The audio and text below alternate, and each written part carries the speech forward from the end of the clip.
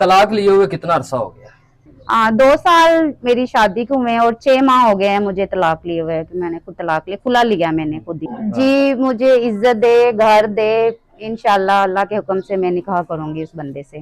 जी उम्र का तो कोई मसला नहीं है, कोई नहीं, मतलब कि जो इज्जत देता है उम्रों में क्या रखा हुआ है, कोई मसला नहीं है। दूसरी शादी तीसरी शादी का क्या कोई मसला नहीं है, बस इज्जत देने वाला हो। मेरी भी तो दूसरी शादी होनी है।